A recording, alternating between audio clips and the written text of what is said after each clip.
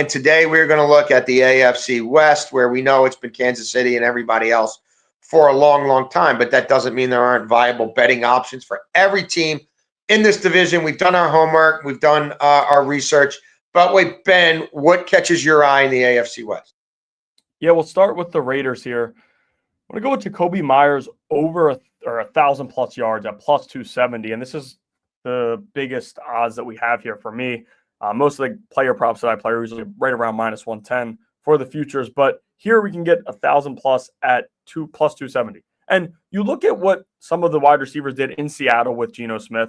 They didn't add him to sit on the ball, right? And I know Gianti's going to be used a ton, but this team will throw the football. With Gardner Minshew, Desmond Ridder, and Aiden O'Connell, Myers had 1,027 yards last year, and he dealt with an injury. He missed 2 games. Bowers, I get it. This is an awesome tight end that's probably going to be the best in the NFL for years to come. But when you look at what Myers has did through his career, 729, 866, 804, 807, and then 1,000 last year. And he's done that with bad quarterback play. And really, this is the first year that he's going to play with a proven guy. And again, Geno Smith isn't the Mahomes or the Lamar or Burrow. But Geno Smith will throw the football a lot. And if Jacoby Myers is healthy at plus 270, it's too good for me to pass on. So I like him to get 1,000+ yards at plus 270. The next play is the Chargers. I'm going to go with Ladd McConkey over 1,025.5 receiving yards. Had 1,149 in year one. He also had 112 targets in year one. And I get it. Greg Roman offenses are never fun to take wide receivers in, but we did see what he could do last year, and we saw how much Justin Herbert liked throwing him the football. And then you look at what else they have at the wide receiver core. Quentin Johnston, the first year was bad. Last year we saw him take some steps forward, but it's still not great. Mike Williams, how many games is he going to play when they bring him in? I just think Ladd McConkey's the top guy, and they're going to run the football a bunch, but when they do throw it, we know what Ladd McConkey can do after the catch, so I like that. Mahomes, 4,000+ regular season passing yards, and this one was shocking to me because when you look at it, he went under last year, and I get it. Their passing offense wasn't great last year, but if you look at what he's done in his career, it's been regular that he clears this number, and again, he's the best quarterback in the NFL. Before last season, 4,183. The year before that, 5,250, 4,839, 4,740, 4,031, 5,097. He's gone over this in every year he started except for last season. And in those seasons, he's also been healthy, which is important with him, but he's been healthy most of his career. He's dealt with a few injuries here and there, but he's played 15+ games in all but one season as the starting quarterback. This guy's going to throw the football, and he's also had to sit because they've had the 1 seed. I think the Chiefs regress a little bit. I don't think they're going to miss the playoffs or anything like that, but if they do regress the way that I think they will, it's not going to be a season where in week 18 they can sit guys. I think they're going to have to play guys, and I think he's going to have to throw the football. But again, 4,000 passing yards at minus 110. Never thought we'd see that for Mahomes.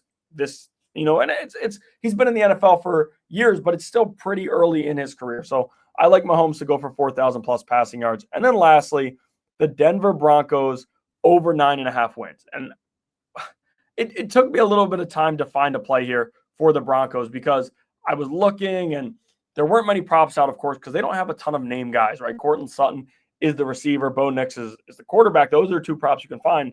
But outside of that, couldn't find any running back props because we know it'll be question mark with what they do. And Dobbins, of course, always dealing with injury when he's on the field is great. But behind him, they're going to use Estime. They're going to use McLaughlin again. But look at their schedule, right? Tennessee, Indianapolis, and then you look at division matchups. I usually give most teams in their division 3-3.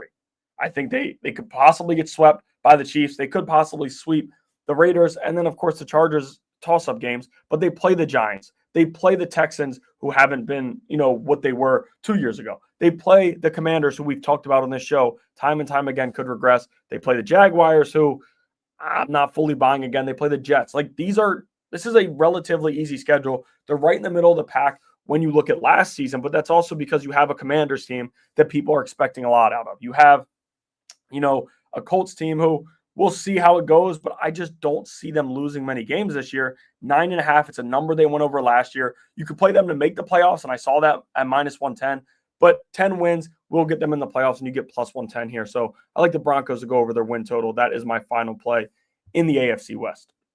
Like the way you think, Beltway, Ben, and I'll pick up right where you left off. So you like Denver to win at least 10 games, and I'm with you. And every coach in this division has a case to go to the Hall of Fame, and certainly Sean Payton will.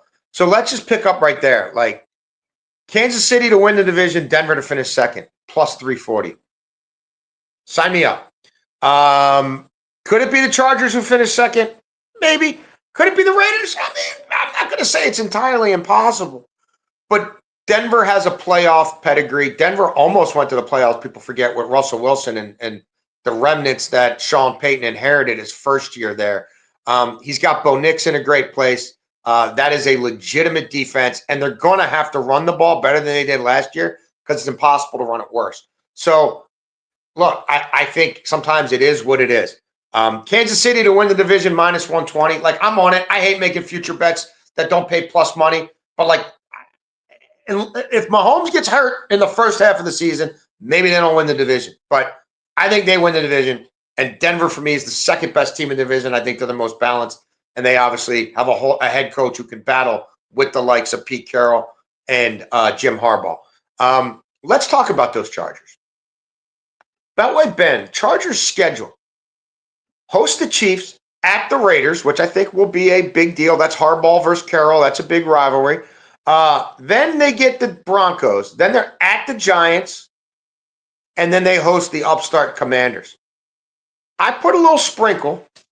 I didn't go crazy.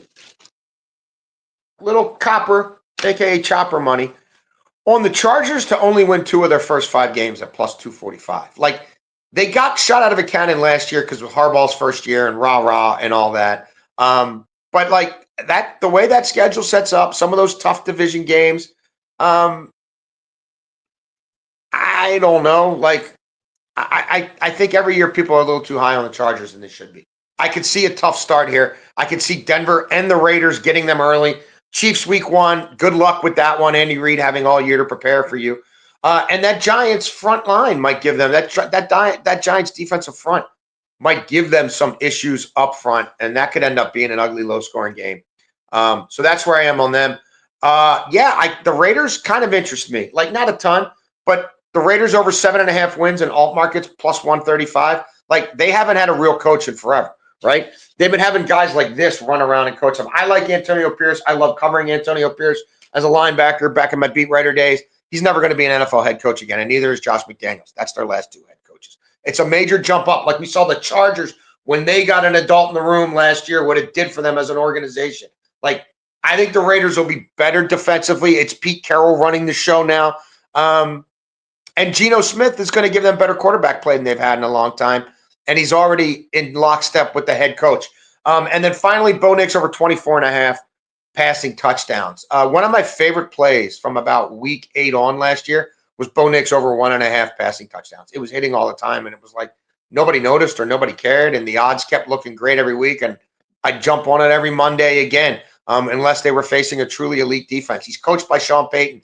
That offense is incredibly quarterback-friendly. And Ben touched on, there's still a lot of differences in the run game. Like, we're still not sure who's going to do it, how much by committee it's going to be. There's no stud back there. There's no absolute poacher. And Bo Nix himself, with that mobility and the ability to activate his legs and buy time to hit those 3 and 5 and 7-yard touchdown passes.